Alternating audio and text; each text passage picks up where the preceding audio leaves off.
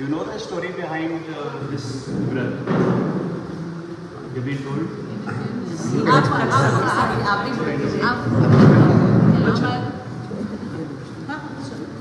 Basically अगर आप बनारसी दास जी के जीवन चरित्र के बारे में, in fact the character of Banarasi Das ji, अगर आप उसके थ्रू जाएंगे तो आप देखेंगे कि he was more in the means romantic part. Basically वो है ना, थोड़े से आशिक मिजाज टाइप के व्यक्ति थे और उनका मतलब पोइटिक नेचर था। And he was one of the best, in fact not one of the best but the best poet among his generation. उनका टेन्योर था उसमें, वो बेस्ट पोइट थे। तो उन्होंने काफ़ी सारी श्रृंगार रस की कविताएँ वहाँ लिखी है। लेकिन हुआ क्या कि जब अर्थमल पांडे जी उनको मिले, मतलब ही was the Jain scholar as well, तो उन्होंने समयसार जी उनको दिया और उन्होंने समयसार जी पढ़ा पंडित बनारसी दास जी। अब चूंकि वो एक अन्य मत से आते थे, ही वॉज फ्रॉम स्थानक संप्रदाय एंड ही डिडंट नो अध्यात्म एट ऑल। उन्होंने कभी भी धर्म का पालन किया नहीं अपनी पूरी ज़िंदगी till the age of 35 something, right. तो उनको क्या है कि समझ में नहीं आया। उन्होंने पढ़ा, बहुत गहन स्वाध्याय किया, लेकिन चूंकि प्रैक्टिस नहीं है, आप अर्थ के भावार्थ जब तक आप नहीं निकाल पाओगे तो आप अर्थ का अनर्थ समझ सकते हैं, राइट। तो उन्होंने क्या करा कि वो पढ़ने के बाद वो स्वच्छंदी हो गए। स्वच्छंदी मतलब क्या कि आत्मा शुद्ध है। अब मैं अगर मुझे ये मालूम पड़े और मुझे पता नहीं है कि ये शुद्ध कैसे है, तो आत्मा शुद्ध है का मतलब क्या है कि पर्याय में तो अशुद्ध, पर्याय मेरी है नहीं, तो मैं रात को भी खाऊं, मैं ड्रिंक भी करूं, मुझे क्या फर्क पड़ता है, क्योंकि मैं तो शुद्ध ही हूँ ना। जो कुछ खा रहा है वो शरीर खा रहा है। तो कुछ इस तरीके का नेचर वहाँ हुआ। But when Roopchand ji Pandey met him and he taught him the real essence of Samaysar ji, not Natak Samaysar, उनका नाटक समयसार तब तक लिखा नहीं गया था। He taught him the real essence of Samaysar ji, written by Acharya कुनकुंड and then the टीका done by Acharya Amritchandra Dev and कलश टीका by पांडे राजमल जी।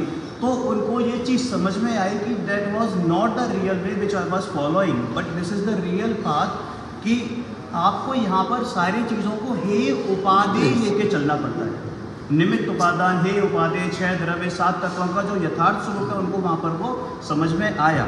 फिर उन्होंने जो क्रियाकांड से मेरा मतलब ये नहीं कि आप दान दक्षिणा कर रहे हैं या पूजा भक्ति कर रहे हैं। क्रियाकांड से मतलब ये कि जो भी आप कर रहे हैं, अगर आप स्वाध्याय भी कर रहे हैं, that was also included in क्रियाकांड, because this is the activity of body, not the soul. क्योंकि अगर आपकी सोल की जो एक्टिविटी है वो तो आपका स्थिर रहना है। आपका आत्मा का काम क्या है? अपने आप में स्थिर रहना, बाकी इसके अलावा कोई काम ही नहीं है। जानना देखना तो उसका स्वभाव है, लेकिन आत्मा रहता का है अपने द्रव्य गुण पर्याय प्रवेशों में।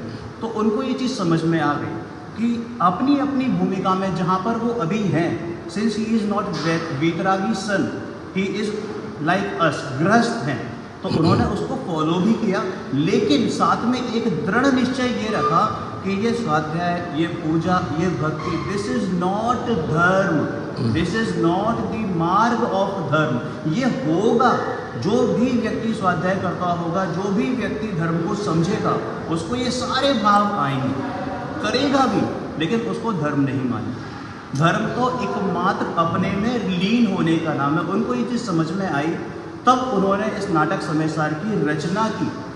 और उन्होंने जो रचना की है वो अनुभव में डूबकर ही की है। ऐसा नहीं कि किसी ने ऊपर से शब्द समझ लिए और उन्होंने ना, डूबकर की है। क्योंकि अगर आपने नाटक समयसार का आप स्वाध्याय कर ही रहे हैं तो आपको समझ में आता होगा कि वहाँ पर अनुभव की प्रधानता दी है। सही बात। आपको उस पूरे नाटक समयसार में 6 द्रव्य का स्वरूप भी मिलेगा, 7 तत्वों के बारे में जानकारी भी मिलेगी। इनफैक्ट पहले अधिकार में ही 6 द्रव्यों के बारे में बता दिया गया है। तो उसी में आपको अनुभव की प्रधानता मिलेगी। आप आश्रम अधिकार आई गेस आपका शुरू होने वाला है, पुण्य पाप खत्म हुआ।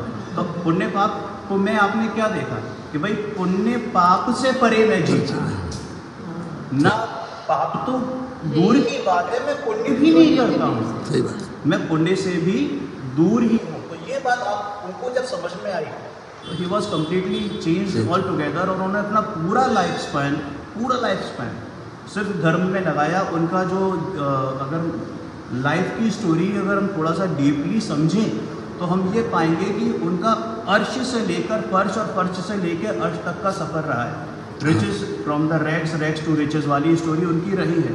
कहाँ तो वो one of the richest person among the in the city थे और कहाँ उनके पास एक वक्त के लिए खाने की रोटी नहीं थी। लेकिन उसके बावजूद he never give up on धर्म। जो उनका श्रद्धान था वो इतना दृढ़ श्रद्धान था। एक स्टोरी ध्यान आती है, उसमें अर्ध कथानक में मिलती है कि एक बार एक थीफ, वो अपना स्वाध्याय कर रहे थे and once a thief came over to his place. तो उनका क्या था, वो थीफ ने वहाँ पे 3 पोटलियाँ रखी हुई, तो उसने वो 2 पोटली ऊपर रखी, लेकिन वो तीसरी पोटली कहना चाहिए अब हाथ भी नहीं पहुँच रहा था, तो वो रख नहीं पाया। अब वो काफ़ी असहज महसूस कर रहा था, जिस वजह से कुछ नॉइस हो रही थी and he was doing his स्वाध्याय। तो उनको ये लगा कि ये डिस्टर्बेंस बहुत हो रहा है। उन्होंने अपनी ही पोटली उस चोर के सिर पर रखी कि भैया तू जा यहाँ से, तुझे जो चाहिए ले जा, मुझे अपना काम करने दे। चोर बहुत हक्का बक्का रह गया। जब वो घर पहुँचा और उसने अपनी माँ को बताया कि माँ आज ऐसी ऐसी बात हुई, शी वॉज सरप्राइज्ड एंड उसने बोला कि तू बहुत गलत आदमी के यहाँ से ये लेकर आया है। वो धर्मात्मा व्यक्ति है, वो बनारसी दास जी ही होंगे जिनके यहाँ से तू ये लेकर आया है, वो है। और वो सारा सामान वहाँ वापस करके आया, वहाँ पर गया वापस करने, उनसे माफ़ी भी मांगी, मुझसे बहुत बड़ी गलती हो गई। इस प्रकार का स्वभाव उनका था। कभी उन्होंने वीतरागी भगवंत और अपने निःशुद्धात्मा के अलावा किसी के आगे नतमस्तक नहीं किया। एक इनफैक्ट जब शाहजहां ने उनको बुलाया एक बार और ही वॉज डूइंग दिस सामायिक या स्वाध्याय जो भी कर रहे थे, तो उन्होंने, अब चूंकि राजा का आज्ञा था, जैसे हमारे साथ है ना, हम गवर्नमेंट के साथ बंधे हुए, अगर हमारे पास कोई लॉ लागू होता है वो सभी पर लागू, बीइंग द गृहस्थ, ठीक है ना। तो वो वहाँ गए भी, और वहाँ पर जब वो गए तो वहाँ देखा कि जो बड़ा वाला दरवाज़ा था जहाँ से आम लोग आते जाते हैं, that was close and it was the working day.